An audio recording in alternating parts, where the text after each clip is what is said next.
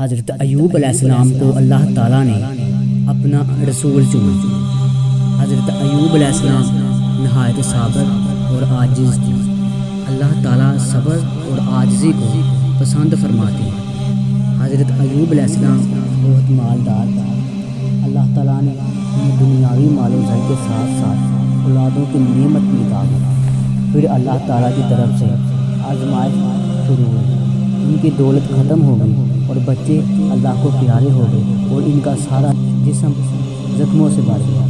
آپ اس پر بھی صبر کرتے رہے اور اپنی زبان سے ایک لفظ بھی شکایت کا نہ نکالا۔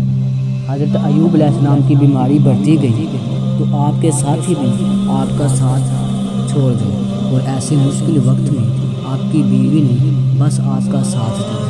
جیسے جیسے ان پر مصیبتیں بڑھتی گئیں ان کا صبر بڑھتا گیا۔ حضرت ایوب علیہ السلام کی بیوی نے بار بار اصرار کیا کہ اے اللہ کے نبی اپنے رب سے شفا کے لیے دعا کیجیے۔ یہ سن کر حضرت ایوب علیہ السلام نے رو رو کر دعا کی اور اللہ نے زمین سے ایک چشمہ نکالا جس کے پانی کے استعمال سے حضرت ایوب علیہ السلام صحت یاب ہو گئے۔